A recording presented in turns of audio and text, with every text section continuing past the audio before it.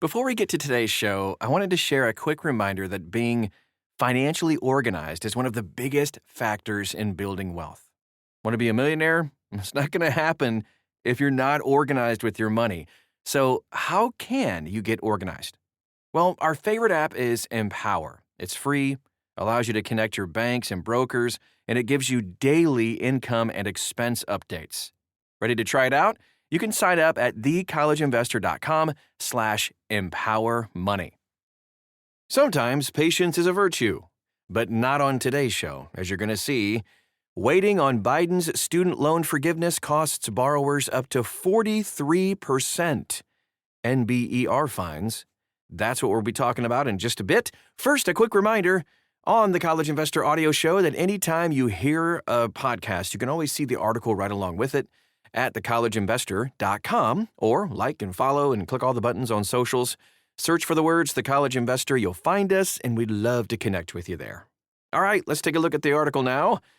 Borrowers who believed the student loan payment pause would keep on getting extended, or that their debt would just be forgiven, cut their payments, spent more, and are now more likely to be delinquent, according to the National Bureau of Economic Research working paper. Oh boy, economists surveyed borrowers about their expectations during the pause and the 2022, this was 4 years ago, people, forgiveness announcement. Then linked those responses to credit bureau, employment, and spending data. Let's take a look. The key finding is this. Policy uncertainty itself changed borrower behavior, and the costs are still showing up in student loan debt statistics today. Here's why it matters. Between March 2020 and 2023, a 3-year window for crying out loud, the payment pause was extended 8 times, often at the last minute after being framed as final. Oh, you remember those times. President Biden's August 2022 mass forgiveness plan was announced, and then it was litigated, and then it was struck down by the Supreme Court in June of that year, 2023. But borrowers had already adjusted their finances as if relief was coming. The study puts hard numbers on what that whiplash actually cost borrowers. So borrowers who bet on relief that never actually came, paid more interest, fell behind more often, surprise, surprise, and even in some cases are thousands of dollars worse off. We have a chart that explains it. Shows directly how many borrowers were making payments over almost the last decade. Let's take a look at the numbers real quick. Borrowers who were optimistic about loan forgiveness reduced their student loan payments by $40 a month and increased spending on non-durable goods by $100 a month, even as payments were set to restart. Borrowers who expected yet another pause extension also cut payments by $40 a month and were 7.5% more likely to be at least 3 months delinquent by May of 25, well after payments resumed. The study's authors found that losses from incorrect beliefs about forgiveness can exceed 43% of a borrower's initial loan balance. That's a ton.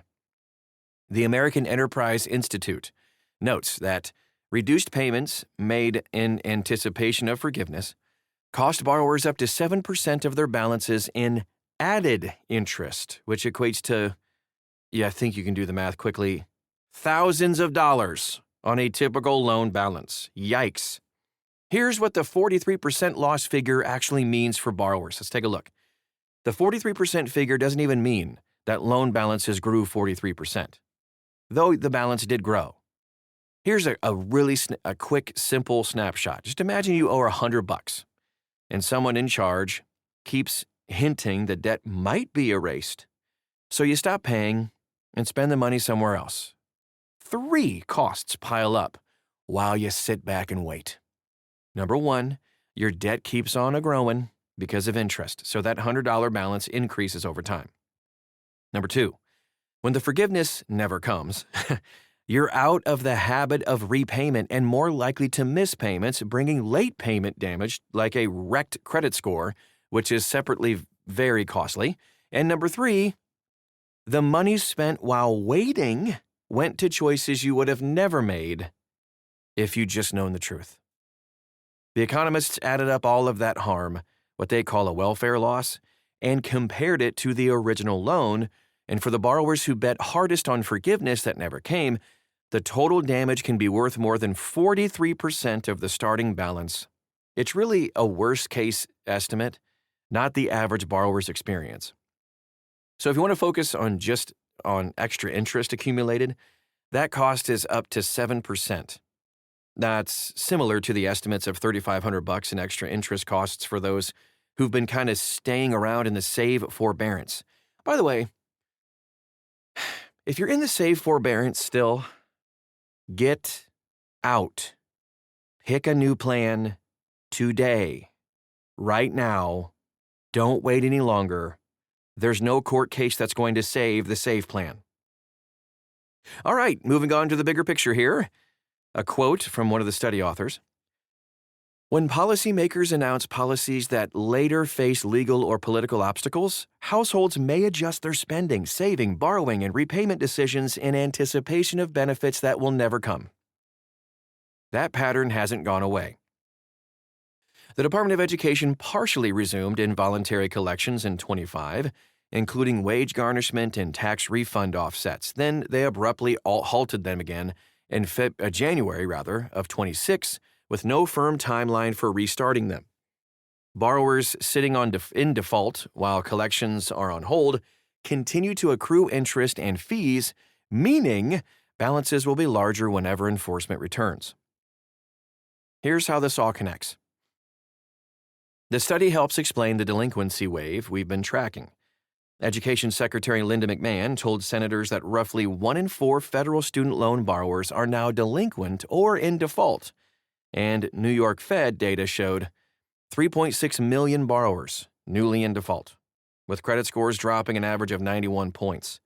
Defaulted loan balances have reached $179 billion and are now set to be collected by a downsized Treasury. The research suggests that these numbers aren't just about borrowers who can't pay. Years of stop-and-start policy taught many borrowers to expect that payments were optional or forgiveness was imminent, and rebuilding repayment habits is proving really kind of slow and very expensive. For borrowers who are already in default, there are options like loan rehabilitation that can stop the damage from getting worse, at least. But the paper's warning applies to the current administration as much as the last one. Every open-ended pause or vague, we'll resume collections eventually, signal shapes borrower behavior now. The Education Department has already told borrowers to expect repayment, not forgiveness. Not forgiveness. The study suggests clear timelines and credible commitments cost less for the government and for borrowers than relief that may never arrive. Just pick a plan, stick to the plan, and pay your loan. If you need help, you need assistance, you need to figure out what plan is best for you and your family, take a look at us. We're at thecollegeinvestor.com. You can also ask questions. We'd love to help you along in your journey wherever you are. Connect with us on social media. Search for the words The College Investor, and you'll find us. Thanks so much for stopping by today, and we'll talk to you again real soon.